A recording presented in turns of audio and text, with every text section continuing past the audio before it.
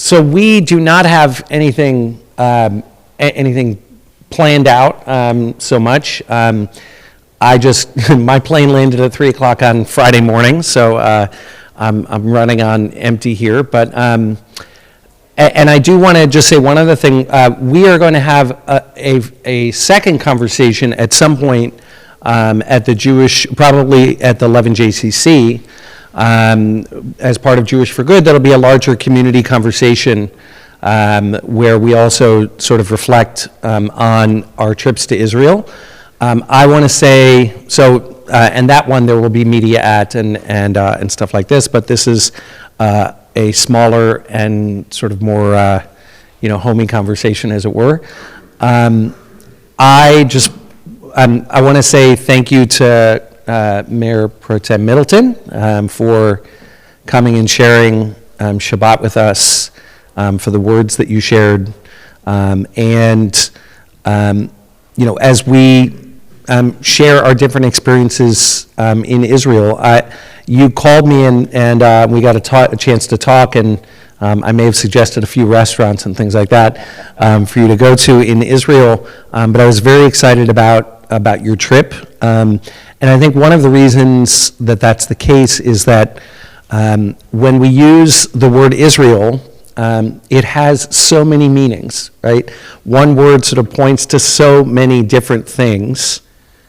There is the Israel of the Bible, as we read this morning, that exists in history. There, as an idea, Eric Myers is here, and I got a chance during my trip to read his beautiful memoir, and he explored the land. And when I say the land, I mean the dirt, right? And in that dirt, you learn a tremendous amount about history, and also in the exploration of that dirt and of archaeology, you see Israel playing itself out as a modern nation state, and it exists as an idea for us as we read the media, as we read stories, as we talk about it, as we debate.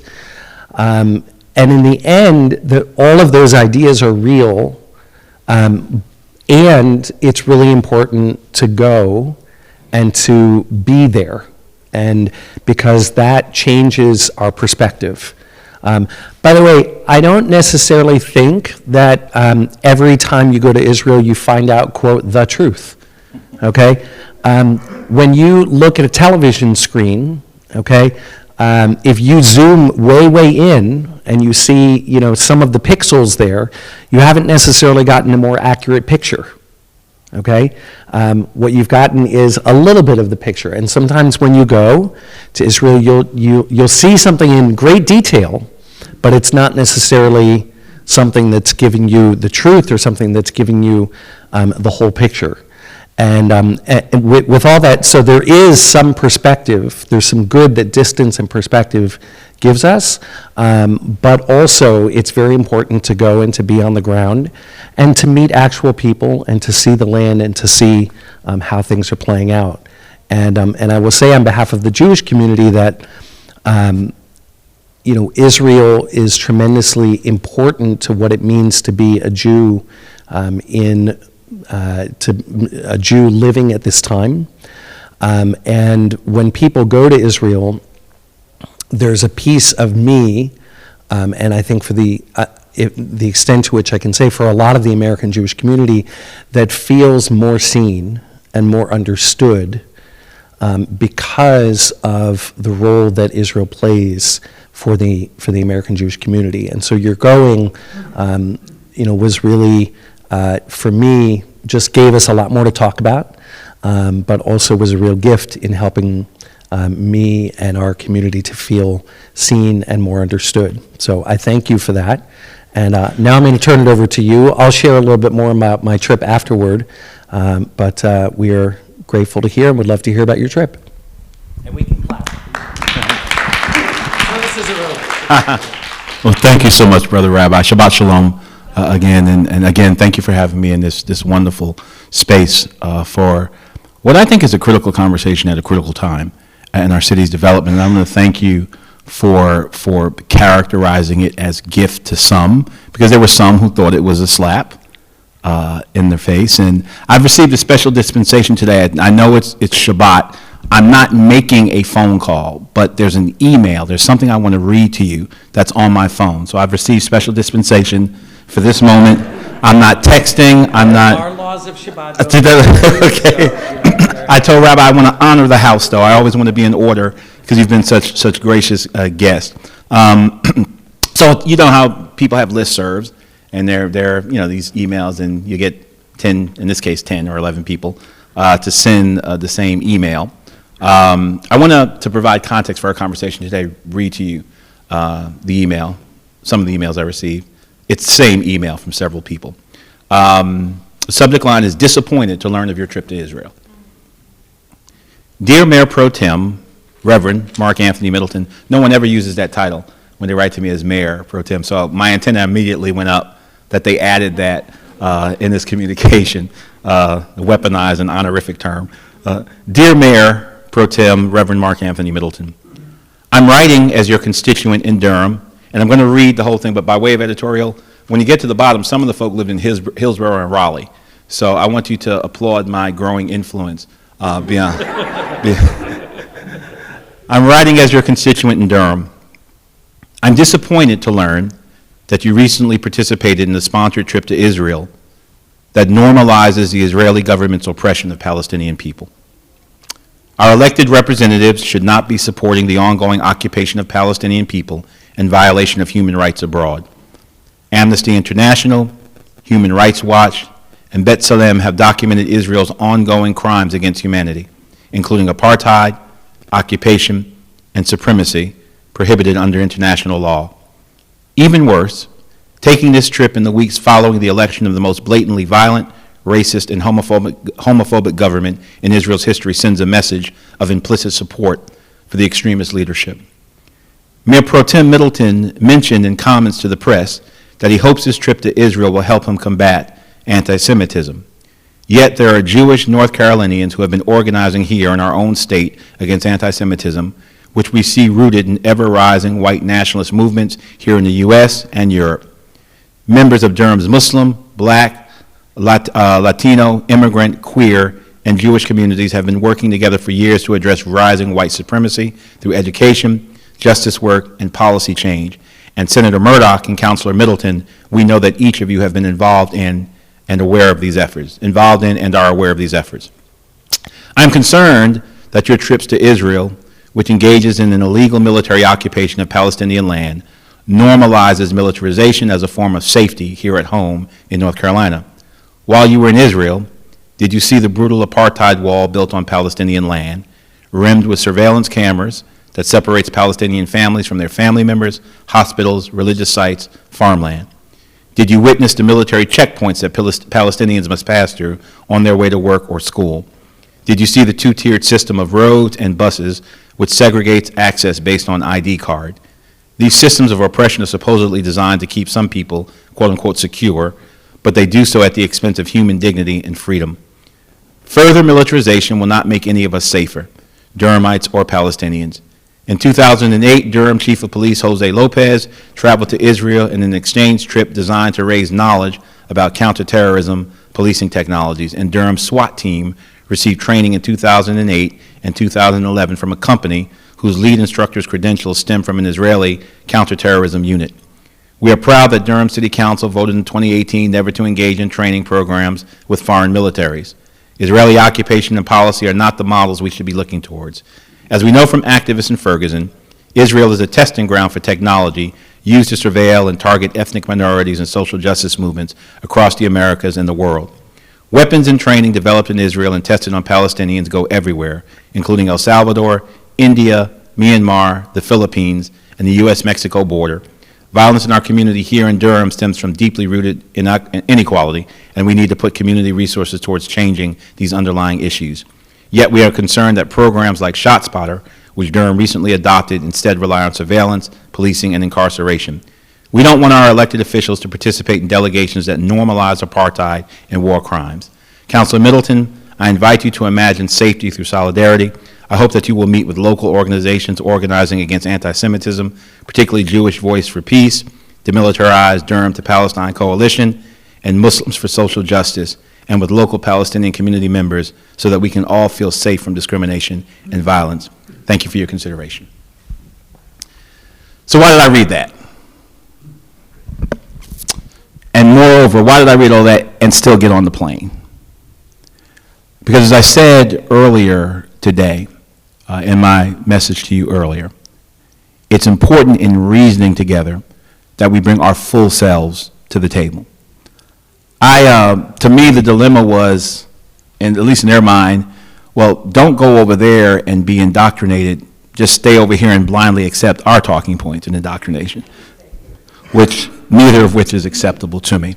And I wanted to read that, Rabbi, in your hearing to understand the full context in which this trip occurred and how some people are viewing it and spinning it.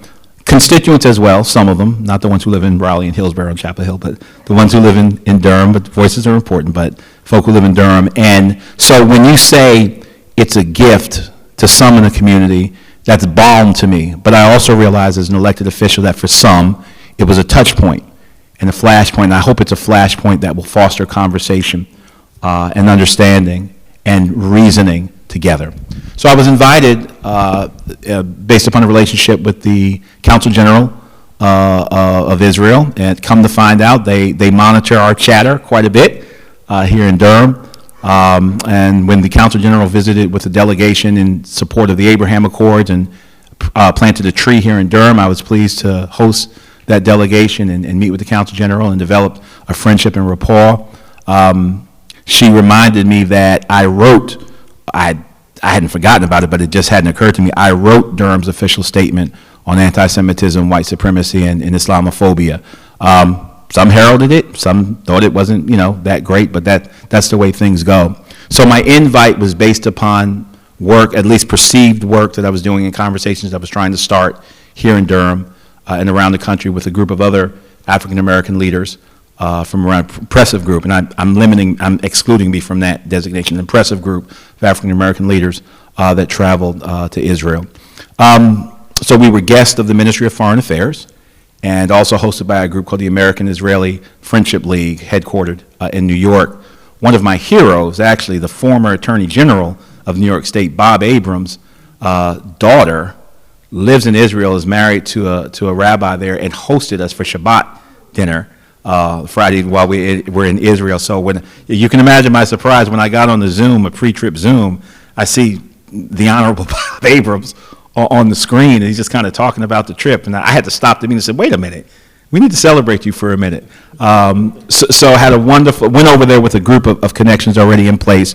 The trip was both political, it was cultural.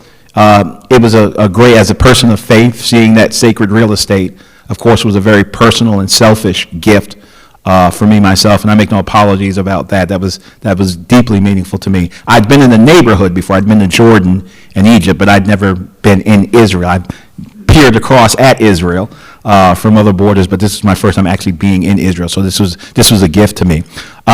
Received briefings from the Ministry of Foreign Affairs and engaged in some pretty pointed conversation.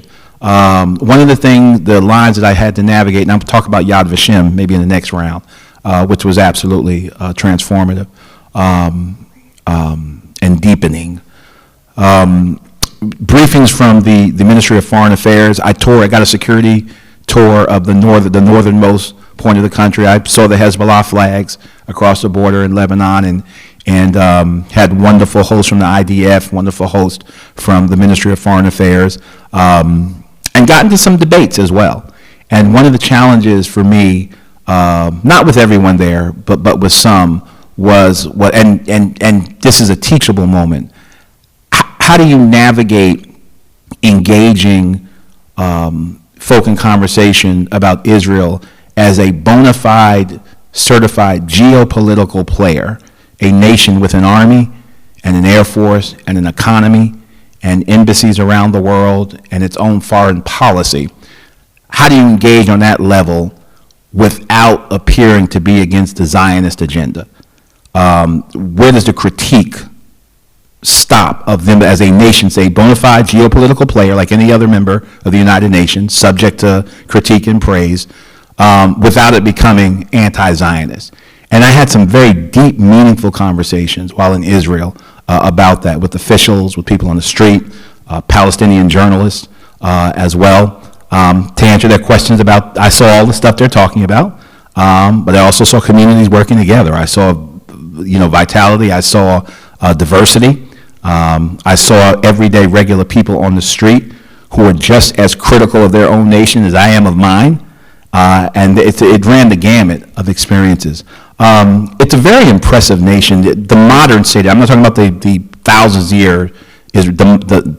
year old Israel, the modern state of Israel is a very impressive nation. Culturally, architecturally, aesthetically. It's a beautiful, beautiful country. And it will not be my last trip. I reckoned that after my first night there, this will not be my last trip to Israel.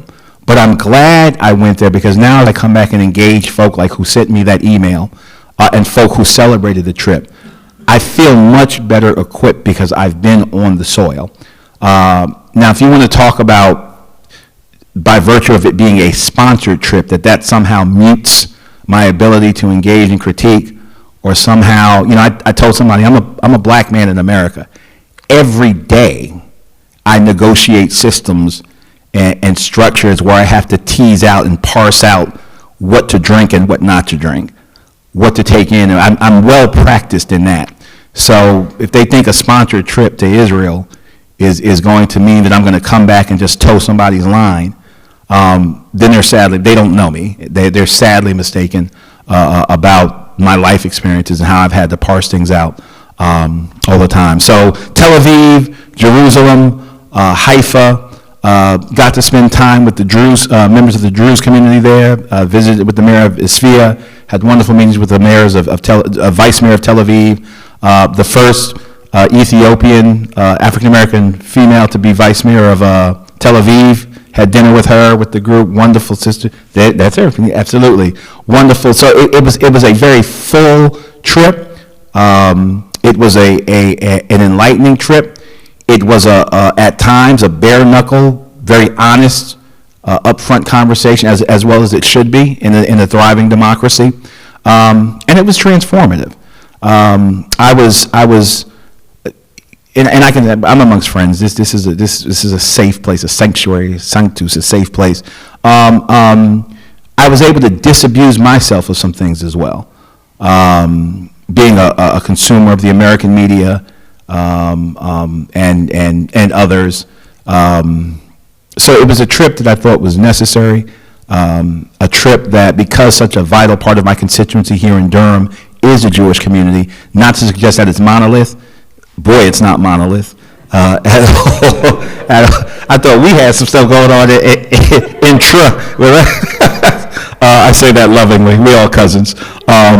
But I think I'm better equipped and prepared to enter the fray into some of the schisms that are plaguing us here in Durham because of the trip. And I don't want to hog. I'll let Rabbi talk a little bit if you want to respond to anything. I think we'll take questions. Then I want to talk about Yad Vashem as well in a little bit. So I'll stop there. Okay. All right, great. And we're going to have I'm going to share a little bit about my trip. We'll have a little bit of a conversation, and then towards the end we can take some questions. Since you read an email, not on my phone, I printed something out. But I want to read you something that I printed out that was written by Yossi Klein Halevi, who in the Atlantic recently. The context for this is that, Yossi Klein Halevi, I gave you a copy of his book for the plane, Letters to My Palestinian Neighbor. I gave you Catch 67. All right, that was 2 years ago. 2 years ago. Okay. Yeah. Okay, good. And he is a partner with the Imam Abdullah Antepli here at Duke in creating the Muslim Leadership Initiative, lives in Israel. All I can say is a deeply, deeply committed Zionist and a person deeply committed to the ongoing relationship between the American Jewish community. And I want to read you some things that he wrote that were in the Atlantic about the election of Israel's new government. The new governing coalition of Prime Minister Benjamin Netanyahu is a moral danger. to our internal cohesion and democratic legitimacy, a historic disgrace. Each day seems to bring some new, previously unimaginable violation of a moral and national red line. My ordinarily insatiable appetite for Israeli news has been reduced to skimming the headlines. The details are too painful. The Netanyahu government is the most politically extreme, the most morally corrupt, the most contemptuous of good governance in Israel's history.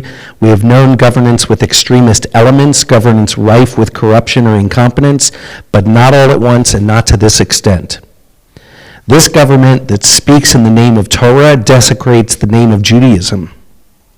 This government that speaks in the name of the Jewish people risks tearing apart the relationship between Israel and the Jewish diaspora. This government that speaks in the name of the Israeli ethos is the greatest threat to the ethos that binds Israelis together. This government that speaks in the name of Israeli security is a gift to those seeking to isolate the Jewish state and portray it as a criminal. No Israeli government has had more ministers convicted of crimes or under indictment. None has had such disregard for our national institutions and dismantling ministries, distributing the pieces like spoils of war. No other government has shown such disdain for basic standards of decency. No other government has declared war on the judicial system, which even the U.S. lawyer Alan Dershowitz, a Netanyahu ally, has called the gold standard that should not be tampered with. This government threatens to present liberal Israelis with a vision of the state antithetical to their own. Liberals have, I'm going to read a little bit more, have learned to live with the tragedy of ruling over the Palestinian people because there is no alternative, no credible Palestinian peace partner, but how to live with the moral anguish if we ourselves make the occupation irreversible, and how to live with the permanent domination of another people even as our democratic institutions are threatened, and how to live with that threat even as the growing ultra-Orthodox population, which relies heavily on state benefits, becomes an even greater financial burden. So I read that because it demonstrates that criticism of the Israeli government is not anti-Semitic, it's not anti-Zionist. And in my recent trip to Israel, when I go to Israel, it's never only political. I have an aunt who lives in Israel. My uncle died a year ago. I went to spend time with her. I visited with friends who are building their lives there. I participate in the Shalom Hartman Institute with the generosity of this community, having an opportunity to learn Torah and to learn with teachers. I got a chance to spend Shabbat in En Gedi, a beautiful oasis near the Dead Sea, and to visit a synagogue from the 3rd to 5th century in En Gedi, and see remarkable mosaics that Eric Myers can tell you much more about than you'll ever need to know and that I will ever know. So it's always mixed up with lots of things. And this is somebody, I read you words from somebody who loves Israel deeply and who is desperately committed to the state of Israel, and who has searing and deep criticisms that are felt by so many members of the Jewish community.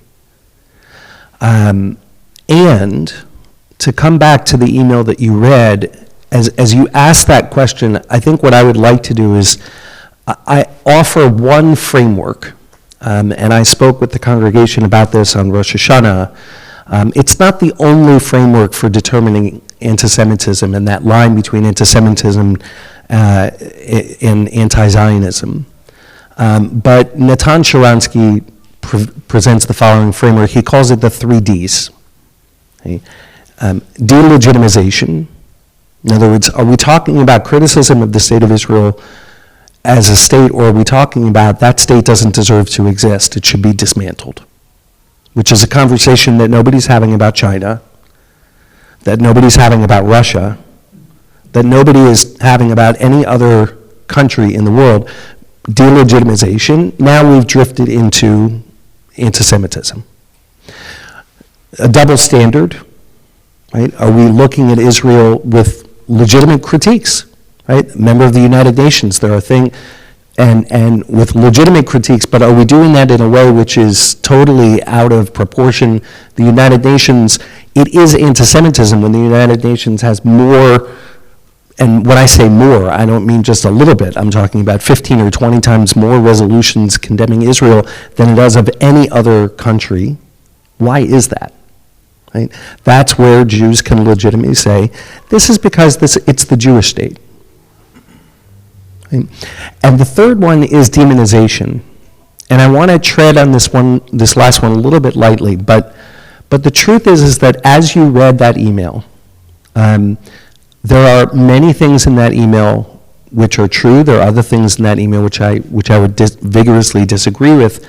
But the truth is that I would label that email anti-Semitic. And the reason is that it engages in what I call demonization. And demonization is where you have turned the state of Israel into a demon. And what that means is there's nothing right, there's nothing justified, there's no responsibility for the Palestinians whatsoever. I have so many questions that I could ask in that email, supposedly to make Jews feel safe, right? Can I ask people again just to turn off your cell phones thank you. That wasn't me. No, you were great, I would say, where is the story of tens of thousands of Israeli children in bomb shelters who are growing up with PTSD because they've been showered with missiles from the Gaza Strip, right? The concerns about security are not fake, they're real, right?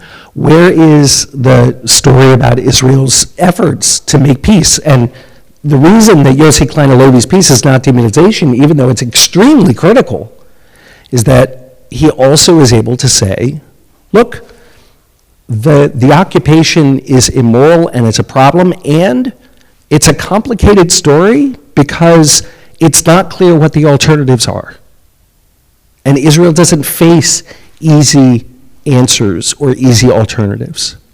And so when I turned to you and I said it was a real gift for you to go and to travel to the state of Israel, it wasn't so that, okay, now you can come back towing the line of the foreign ministry, or you can come back towing the line of what I believe politically or what some people in this room may believe politically. It was because when you go to Israel, what you're saying is there is a complicated story here, and Jews are not demons. The state of Israel is not a demon. It's not something that exists as an absolute evil which must be boycotted and must be, right? It's something that is a complicated place, that is a place of complexities, that has extreme problems right now, right? And all I want to say about Israel's current government is, you know what? I mean, it's not the only thing I want to say about it, but we are a nation that knows what it means when you elect a government that you're concerned about veering into fascism. The veer into fascism is happening all over the world. Okay? Sweden has elected a horrible and racist government. Italy has elected fascists to its government. Israel is not immune to those things. Okay? Is there a way for us to embrace the state of Israel with criticisms, appropriate, legitimate, but where's the nuance? Where's the complexity? The Jewish people, American Jews, not everybody, as a rabbi, I don't speak for everybody in this congregation. Right? This is a congregation with very, very different politics about all of this. What I can say as a rabbi is that the state of Israel is the most important project of the Jewish people in 2,000 years. Doesn't mean that everybody loves it. Okay? It's really important. And part of what it means to be a Jew is to be part of the Jewish people. And there are 6 million Jews who are living in the state of Israel under its protection. And it's a place that's not just a refuge, but is a place of culture and language and business and all of those things that you saw, and that's part of the story. So my thank you to you again in terms of the gift is that you were willing to see part of the other parts of the story, right? Andy Rooney, the rest of the story. All right, let me turn it back to you. I mean, yes. Ditto. I'm gonna take those 3 Ds with me: delegitimization, double standard, and demonization. I think that's very useful. And when my earlier statement, and I'm glad you said there are different politics and different stripes in the congregation, because there have been times when and not just talking about Israel, there's a number of topics, I've fallen into the situation where there are some who are prepared in the debate to say you're delegitimizing no matter what you say, no matter what the critique is. It somehow is nestled in or rooted in anti-Semitism. And even from Jewish folk that I spoke to on the street there on the trip, spoke with business leaders, there was one sister who said that, talked about how we have to be able to talk to each other. She said that, my mom, you can't say anything about Israel without being anti-Semitic. You can't talk about anything. But that's fringes, right? Those are the fringes. What you're talking about are those of us who occupy the sensible middle, if I might be presumptuous to talk about that. Those who recognize Israel's right to exist, who recognize a brotherhood/sisterhood of nations, who recognize that, who are honest about our own nation's history. There's no nation I'm more critical of than the United States of America, my own nation, her own history. And that's part of the American kind of thing, right? We critique, we question, we challenge. That's part of the whole American swagger, if you will.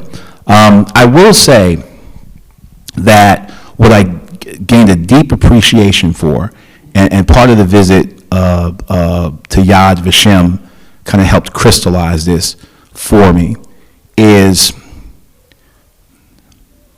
just how sacred and special Israel is from an existential point of view, just in terms of one's own survival, one's own life force, one's own being.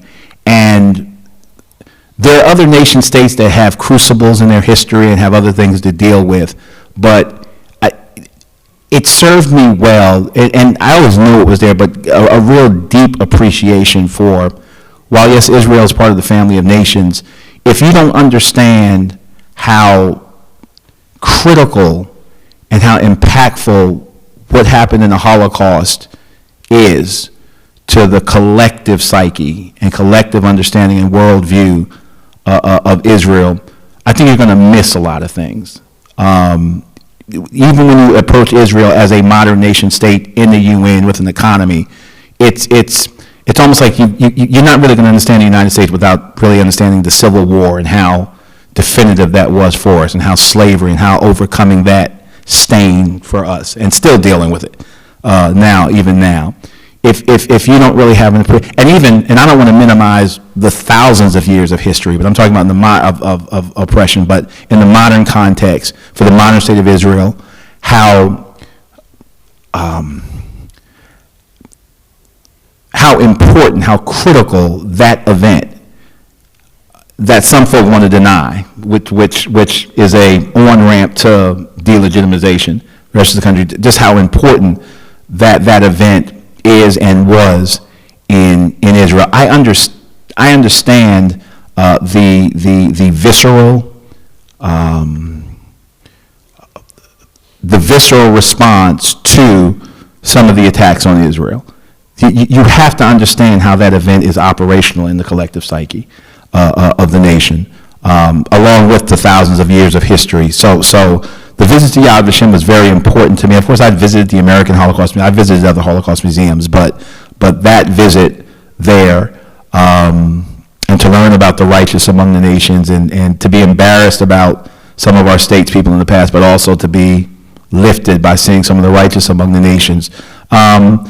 It is a complex issue. It is a complex, and I have been gotten into some knockdown, drag out arguments with folk who clearly were caught up in the 3Ds, who clearly wanted to delegitimize, demonize, did not recognize the legitimacy, and that those voices exist.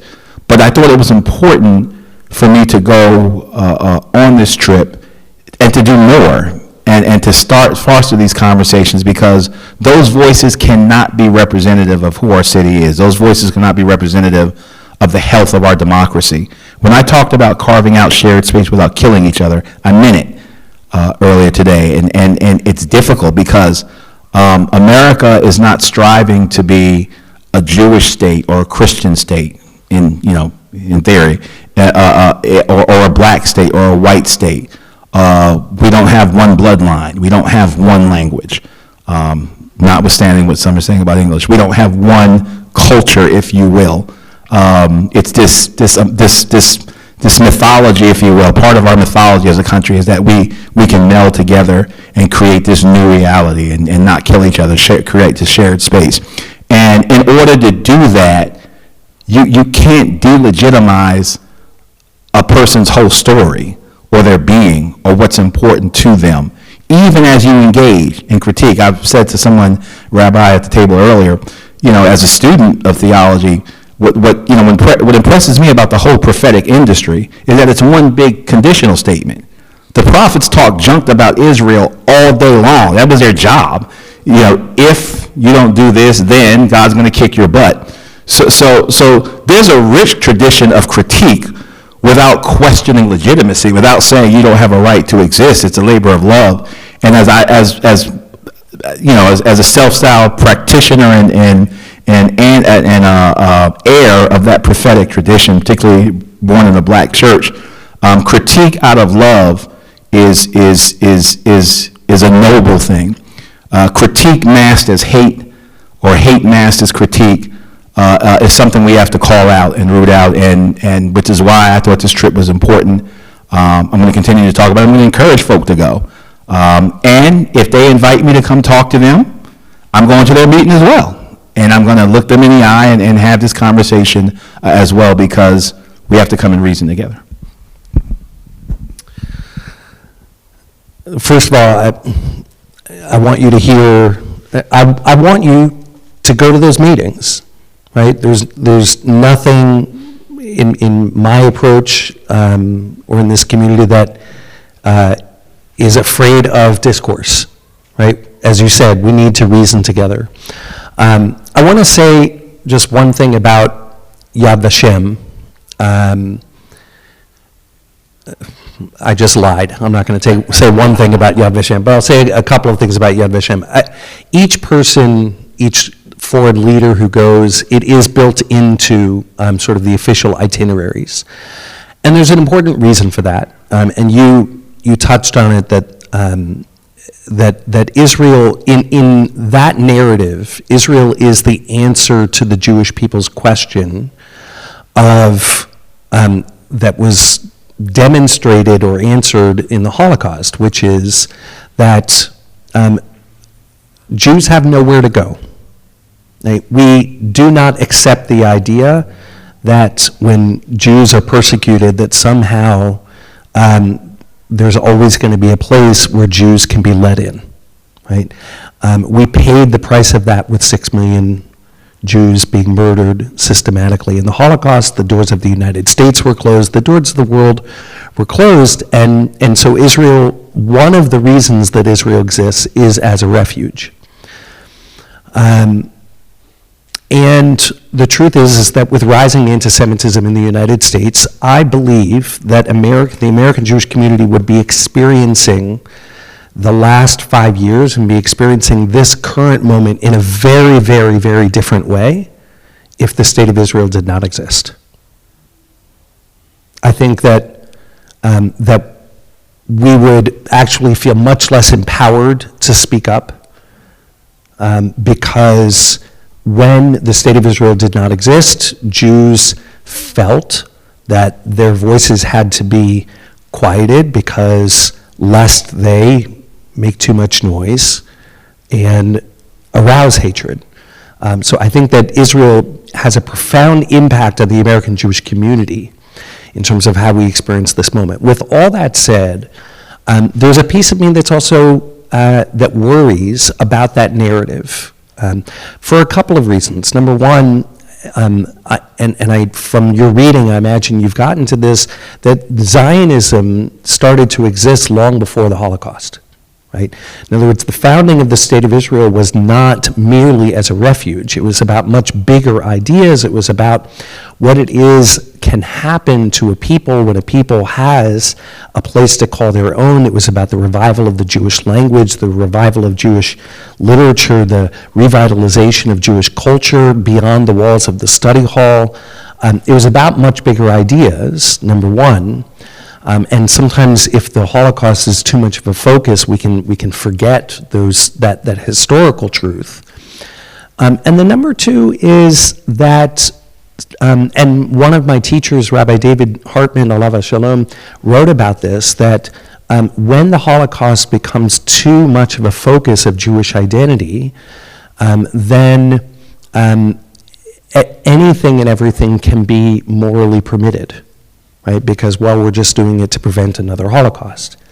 And that's dangerous, right? And the truth is that I think that the State of Israel is struggling with that, okay? And so I'm glad that you went, and you know, you and I have shared this before. I went several years ago with Bishop Godby, and there was this moment where the two of us were standing there looking at a picture of a Jew who had been lynched. And the two of us saw our stories coming together, that there's so much more that the Jewish community and the African American community share than separates us. And there was an amazing moment where in our debrief afterward, one of the women in our group, when we were talking about how we were feeling, this woman said, I feel jealous. And everybody said, why do you feel jealous? And I've never forgotten this. She said, because Wakanda's not real.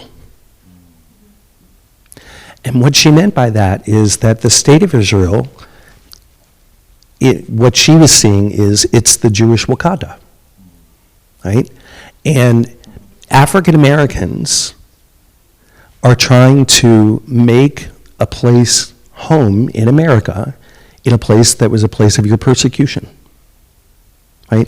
We can flee, right? We have a place we can go. It's called Israel. We can find the archaeology, and we can make this our home. And what I said in that moment, and what I said at a MLK breakfast when I got back, and what I say to you from the deepest place in my soul is that the Jewish community, I am deeply committed to helping African Americans feel a sense of home here.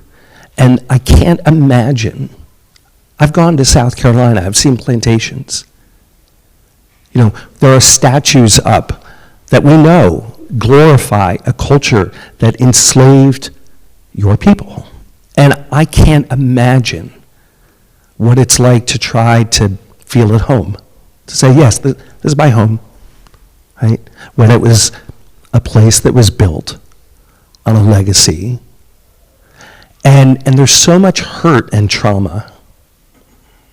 And, you know, that common reason together, what I'm betting on, right, what I'm totally committed to is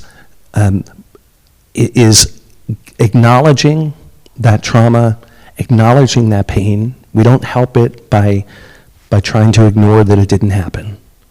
And then figuring out a way to work for that, as you said today, to work for justice so that there's peace, not peace masquerading as oppression, but true peace which is based upon justice and based on our seeing each other. Let me give you a moment to respond, and then we'll take some questions.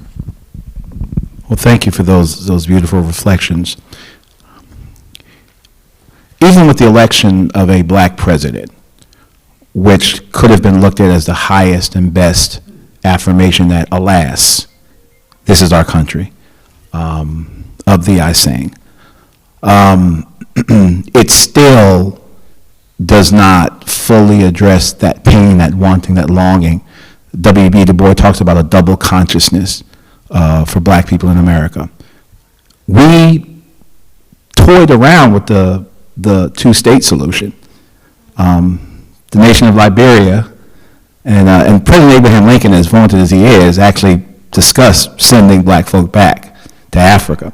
I mean, there are nations that are predominantly black in the country, in the African continent, but for this particular group of sojourners, Africans in America, was it going to be a two-state solution, or were we going to be fully absorbed, if you will, become full part of the American fabric? The latter has persisted, and so here we are today. But there is still this double consciousness. There is still this, I'm here, but not fully here. I'm in them, but not of them. I'm there, but Ralph Ellison talks about being the invisible man, of being ever present, but still having to fight for recognition. And that struggle goes on. And one of the things that has pained me, Rabbi, is and you hear people talk about the erosion of the much celebrated and vaunted alliance between blacks and Jews throughout history, particularly in the United States, in the American context, with the civil rights movement, the abolitionist movement. That's a real alliance. That's a real thing that happened. But the struggle is real as well. And for the sister who said that, because Wakanda isn't real, I get it. But I also understand, when the poet says, I too sing America. Is this not my country? Was it not the first, some of the first American troops to arrive at concentration camps were black soldiers? The tide of the air war over Germany because of the Red Tails, the Tuskegee Airmen.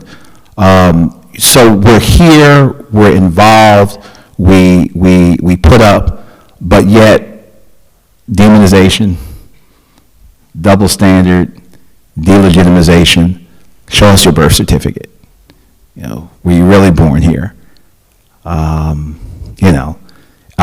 say this, that for the black person in America, a good deal was made over kneeling at during the national anthem and how that was considered disrespectful. The pathology of racism is so twisted and so crazy that I think a case can be made that both standing or kneeling is controversial for us. Because standing and saluting the flag is a sign of full acceptance. It means that we're now fit to be president. And there are some people who aren't cool with that.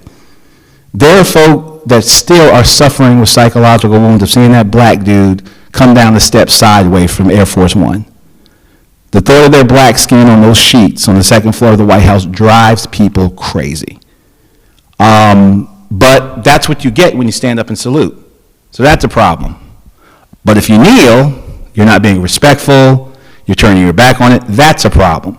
And that's kind of the psychoses of racism that we've had to deal with this in the country, that saluting is problematic for some because we'll lynch you while you're wearing your uniform when you come back from fighting overseas. Those who stand and salute and those who kneel and turn their back are just as bad. So, and that's the kind of craziness, the pathology, how twisted the pathology of racism is. I think you can make a case for kneeling and standing. They're both controversial for somebody in this context. But I hope that, and I'll say about Yad Vashem, what just a very personal reflection, then we'll take questions. The architecture, and I know many of you have been there, the architecture that prevents you from just walking straight through. You have to face it. And then I found myself trying to remind myself to take a breath, right? As I came out of each chamber, I just get a vision of the light, almost as if you're coming up above the water and getting just kind of some air to go back under. And no matter how tempting it was to just make a beeline towards the light, it was always there. And I had to remind myself that there's light even when I'm looking at these incredibly just shaking evil, pure evil, staring me in the face, and humanity at its lowest. I found myself coveting the light, wanting to just get back out and take another breath. And with each chamber, oh my God, I'm a little closer. But it was important. We have to be light, even as folk are going through the chambers, even as in our lowest moments, whether it's enmity between black and white folk, or if the black and Jewish community are having a rough patch, black and brown, whatever it is, there's always light. And there's always righteous among the nations. There's always those of us who will point to and remind us of the light and the path, even if there are roadblocks and detours for it. That just struck me very viscerally, the inability to just run towards it. You know, you've got to earn it through facing the evil. You've got to earn it by naming the sin. You've got to earn it by counting yourself as one of the righteous of the nations. You have to vote. You have to make a choice in order to get to it. And my hope is that, again, this trip will at least personally move me closer, but as a leader of thousands of folk who don't always agree with me, some who will never vote for me, but for this time, while I have the assignment, I'm theirs as well, and I hope that this trip will demonstrate that, you know, I'm not going to just swallow and regurgitate anybody's talking points, whether here in Durham or in Jerusalem or Tel Aviv, but I hope that we will continue to work towards the light and recognize everybody's right to exist, even the people who don't agree with you. So we'll take some questions. I want to just say a couple of things about questions. First of all, questions are questions. So please, we have Mark here, and I want to hear his voice. And the other thing is, I have said to you at various points that I'm deeply committed to a type of dialogue which is respectful, which is civil, which is constructive, and I am confident that the questions and reflections from the people gathered here will reflect that. Bob, go ahead. Please stand up so people can hear you. Thank you. For those of you who don't know, I'm Bob Gutman. I've been here 50 years, and I'm founder of the Israel Center at the ACC. And Mark and I have known one another, I think, 6 or 7 years, and we've been arguing a little bit, and we've been friends. I have a question which is not a rhetorical question, it's a real question. I've been invited now just in the last week to participate in 3 different organizations, all of whom are asking the same question because of the rising anti-Semitism in our nation as well as our community, which is how to deal with the question. The verb they actually use is combat, but I'll choose to use how do we deal with rising anti-Semitism. You have discussed a big aspect of the difficulties we've had. Some people call this oppression Olympics, but I have wondered whether or not, to borrow some of the things that have come from your people, if it would be more effective, more useful for us to talk about the value of being proud Jews, just as you have explored, I think very, very successfully, the value of being proud African Americans. What do you think? Listen, man, I'm from Brooklyn. I mean, proud Jews, there's nothing new to be. I mean, that's, you know, our home right now is in Crown Heights. So, yeah, that have at it. Yeah, I went to school, and some of my best friends are from Chiefs, and would let you know it. They made me honor. Absolutely. I think to directly to your question, and I won't make this long. How do you combat anti-Semitism? You got to tell the truth about it, no matter what hue or color the person is that's spewing it. And you talked about the oppression Olympics, and that's something that nobody benefits from. Black folk and Jewish folk arguing about who went through the most hell. The only people that benefit from that are our common enemy. Our common enemies. No, there's not going to be any medals passed out for that or any checks written for it. We in the black church we say ain't nobody mad but the devil. Right. So the only person that's going to benefit, the only people that are going to benefit from that are our common enemies. I think we have to recognize, and almost to sound campy about it, if you don't point it out, there'll be nobody left when they come for you to defend you, borrowing from that great wisdom.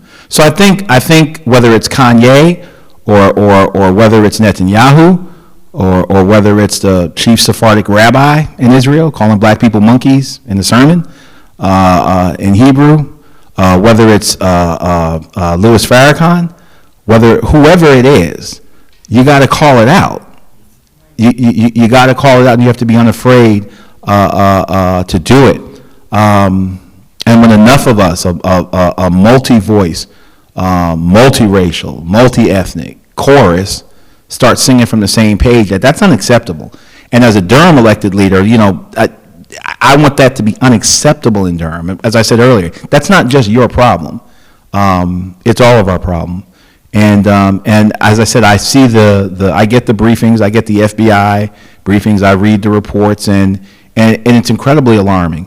And part of the reason, well, it's alarming just because it's wrong, but there's a very visceral response from me personally, because I know these same folk feel the same way about me and my folk as well. The people who will shoot up a synagogue will shoot up a black church without question.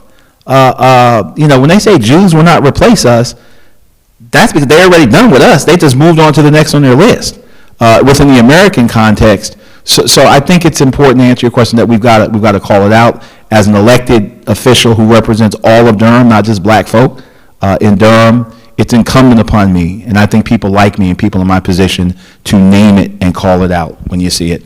I'm going to take a moment I want to push you a little bit, okay? Because part of what's complicated about anti-Semitism that we were talking about before is, I think many people approach anti-Semitism, many people and I'm going to use political terms here just for the sake of conversation, many people on the left point out anti-Semitism on the right, okay?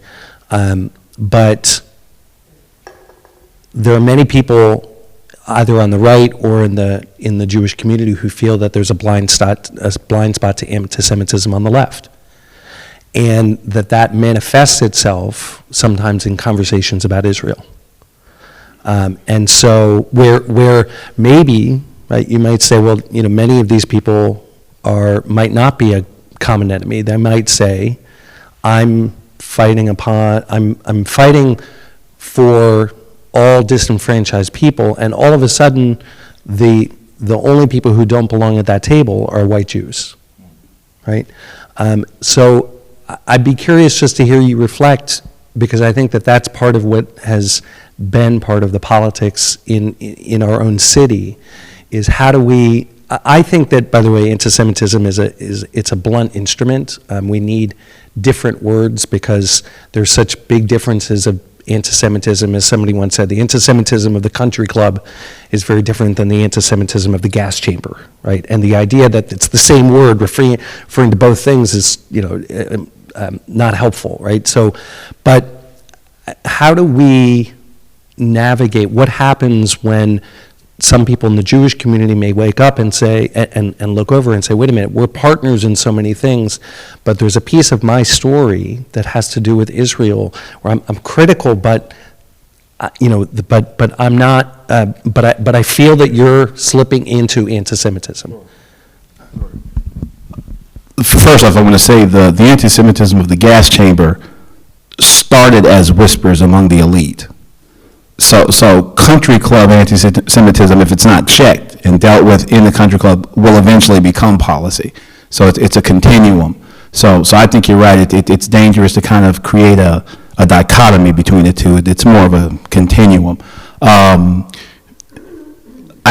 would consider, well, at least until recently, I thought Kanye West was on the left. So critiquing him, whether it's Jesse Jackson's Town remarks, and I'm going back some ways, whether it's not calling out the lynching of Yankel Rosenbaum, which almost tore Brooklyn apart. I think it's listen, you got to call it out where it is. Now, many of you in here have appear or present as white. You've been in some conversations that you would not want your black friends to hear. People around you, family members. I'm black. I've been part of some conversation and heard some things that I'd be embarrassed for folk to hear.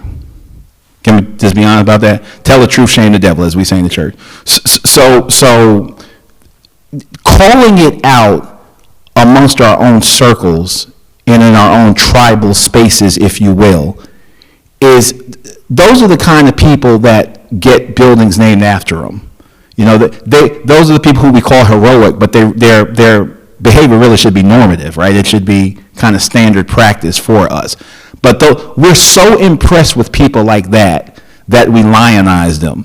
You know, they get high schools named after them and get buildings named after them in all races, and we say that's the standard, and then we retreat back into our own enclaves. It's time for everyday pedestrian heroism where we call it out. And the thing on the left, I think you're right. Listen, I was an anti-apartheid activist. I'm dating myself. I cut my teeth in college, undergrad, at A&T, trying to get A&T to divest parts of its portfolio that went to South Africa. I never called for the abolishment of South Africa. I never said that South Africa doesn't have a right to exist, or that the white folk in South Africa didn't have a right to exist. I called for one person, one vote. So on the left, we have to learn, again, and I alluded to this earlier, how to engage on policy, on issues, without, as you said, slipping into the 3Ds, delegitimization. I don't know many, and I'll be totally honest with you, I'm in a lot of circles in Durham. I hear a lot of conversations. There are very few people I've heard say, with my own ears, that even in some of the most virulent, some of the most vociferous circles in Durham, that Israel should not exist. And it's not in those words, but what I've learned is that, Rabbi, and listening to you and listening to others, that the sum total of some of their remarks and some of their inferences raise flags with people. And we've got to police our own spaces. You've got to police your spaces. Many of you in here are in powerful positions at Duke and other places. You've got to police your own spaces when folk like me aren't in the room, and have your antenna up when it's becoming more than just legitimate critique and morphing into an area that could be dangerous. We've got to police our own spaces as well. So when we come out of those spaces and try and create a shared space, carve out a shared space, we can do it with integrity and honor. Listen, I've gotten into a lot of trouble with not only this trip, but in some of the positions I've taken, and you've seen some of it on the news, some of it doesn't make the news. And this isn't to celebrate myself, because it's been migratory. I wasn't born there. You know, I've had to work over the years to get to a space, but I have felt the tension of trying to self-police our own areas and our own spheres of influence when our conversation and our words are slipping into areas that we should know better. Particularly us, we should know better of slipping into those kind of spaces. So your admonition is well taken. I don't know how to do this. Yeah. I hope this is topical to what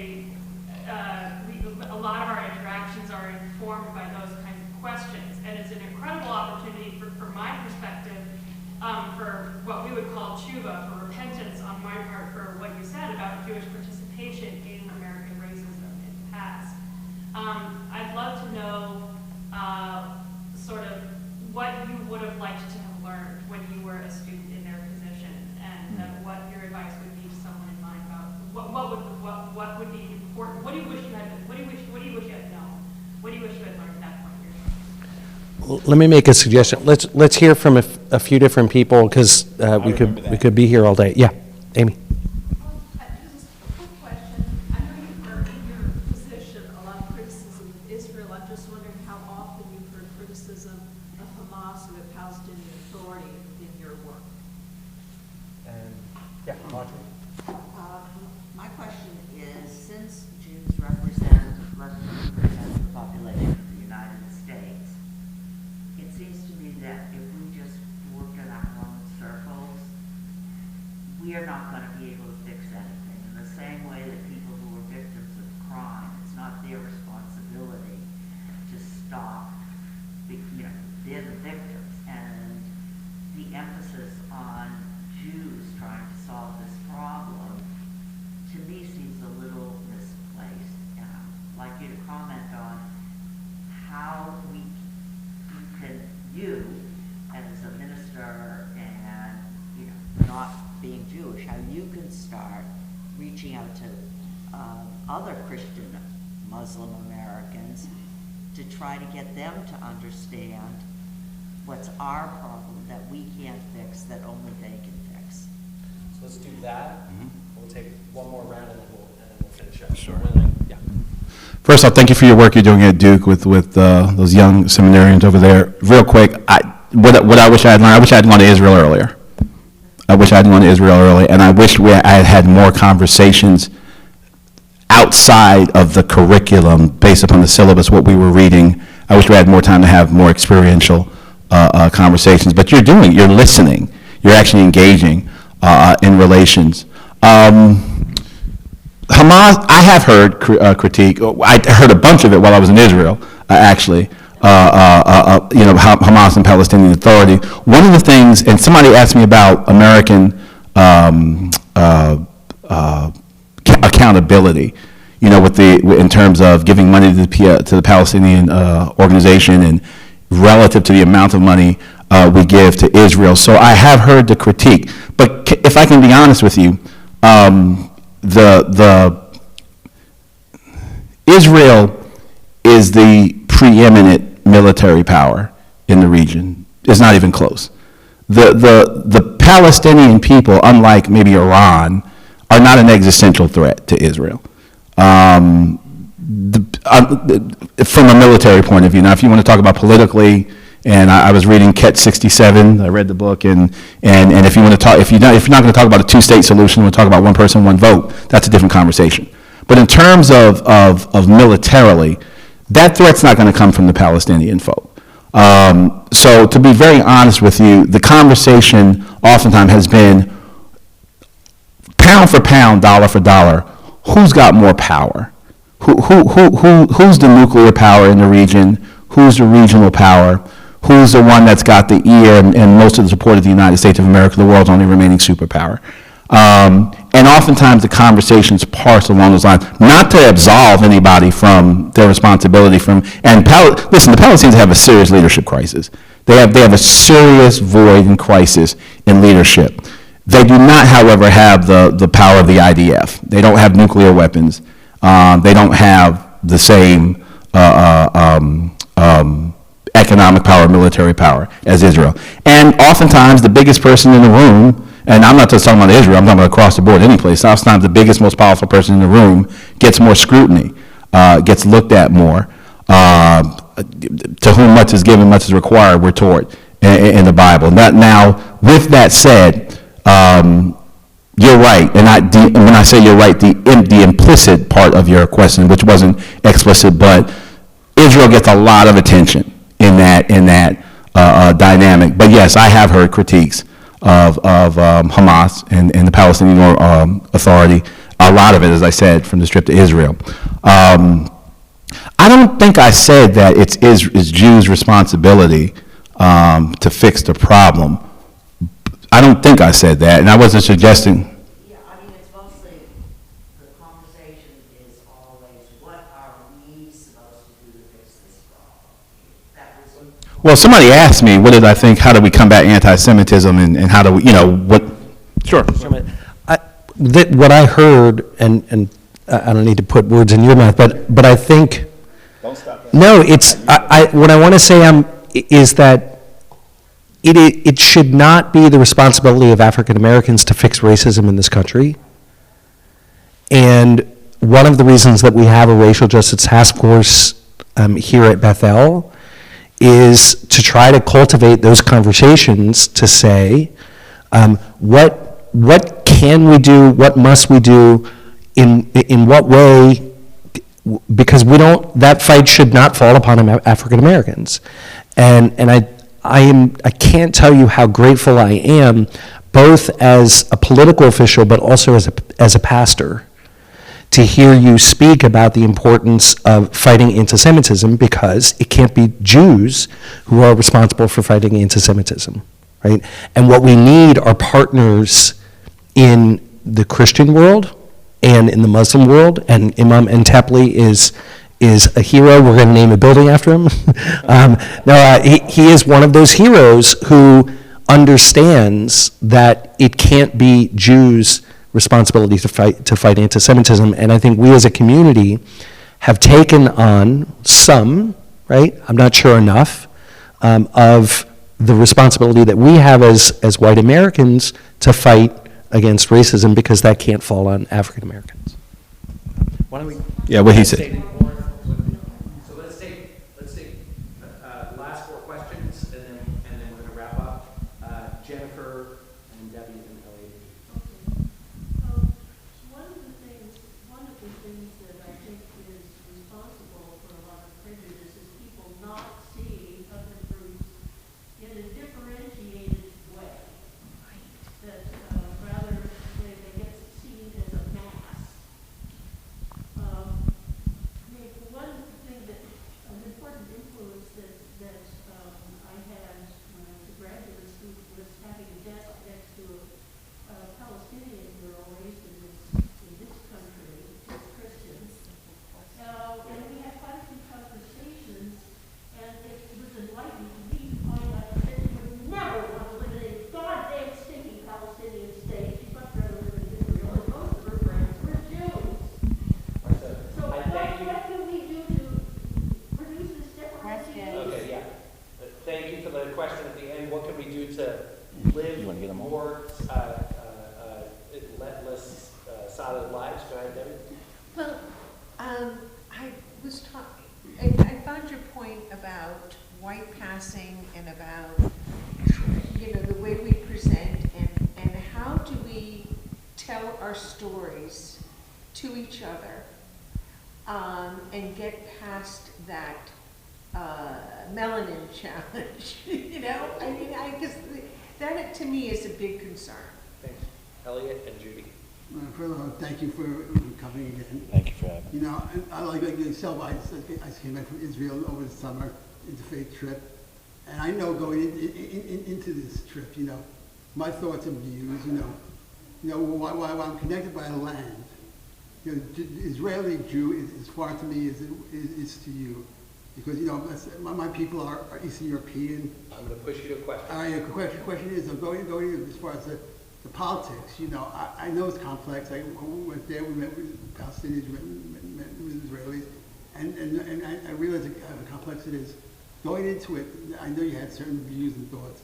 I'm curious to know how it changed, if it changed you, if it sort of strengthened your position or different, from it. And Judy, last question. Yes, so your last sentence says, this trip made me better equipped to engage in dialogue.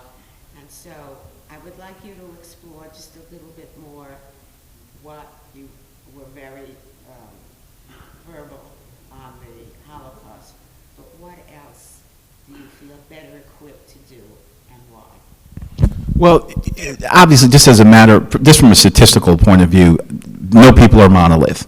And oftentimes, I think some of the conversations in Durham have trended in a way to suggest that Israel, the Israeli position, the Israeli voice, and the ability, just from a moral point of view and an experiential point of view, to be able to say, I was in Israel, I spoke to people on the streets, I spoke to government officials, I spoke to heads of NGOs, I spoke to cultural leaders and artists. They ain't all on the same page. I mean, there are plenty of people in Israel who talk like a lot of you here, who disagree with Israeli policy, but they get nervous when it starts sounding like you don't think that they have the right to exist, or their nation has the right to exist. And I think that's an important distinction to make. The melanin issue, I don't know. You know, the America is this beautiful mosaic. Durham's this beautiful mosaic. Dr. King said that, you know, we all have to learn to live together as brothers or we'll perish together as fools. And I take that to heart. And the final, I think there was a comment about, remind me of your question. It was about Go ahead, you sister right there in the white sweater.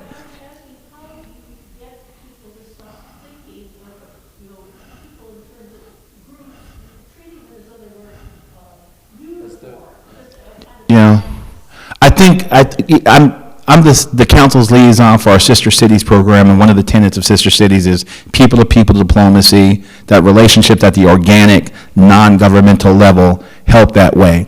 But you know, there's also, there have been times in history when Barack Obama once did an interview, and he's biracial, and the interviewer asked him, well, how did you choose the black side? He said, it was chosen for me. He said, when I walked down the street, you know, others made that choice for me, and they treated me. And so when they saw my skin, they grouped me in. Some of it's reactionary to just some historical realities. You know, isn't it interesting that as diverse and as disparate as opinion is amongst Jewish people, there's almost universal acceptance that Israel has a right to exist. There's a unifying principle there, but there's still difference. I think that, and things like the Holocaust, but even before the Holocaust, have solidified an identity, but an identity that allows difference and allows variation. I love jazz music, and jazz is a wonderful metaphor for America. On the bandstand, every instrument gets an opportunity to vote, to express itself through improvisation, but you're gonna honor the key signature. You honor the tempo, and at some point we're going to come back to the melody, the unifying melody. But jazz is America. Everybody gets a vote. Everybody gets to express themselves. You get to create right on the spot, and then we come back to the melody. And I think that would do us well in the country, that there may be a melody that may identify a group of us, but at some point you got to allow people to blow and improvise and create on the spot and come back to the melody and respect the key signature. So I want to say just a couple of things that, you know, going back to the email that you received, I appreciate very much, you know, that to me, when I heard that email, was an email that was saying, you know, don't listen, right? Don't do that one-to-one diploma, you know, don't learn. And I'm appreciative of you for taking that trip, for sitting with us, for having a conversation, for being a person who's modeling what it means to be open and to learn and to build bridges. And on behalf of our community, I say thank you, and we wish you a holy and beautiful weekend celebrating Dr. King, and we'll look forward to visiting in your church when you're ready for us. We'll bring some bagels, I don't know, some scotch if you Thanks everybody. Shabbat shalom. Shabbat shalom. God bless you. Thank you all so much.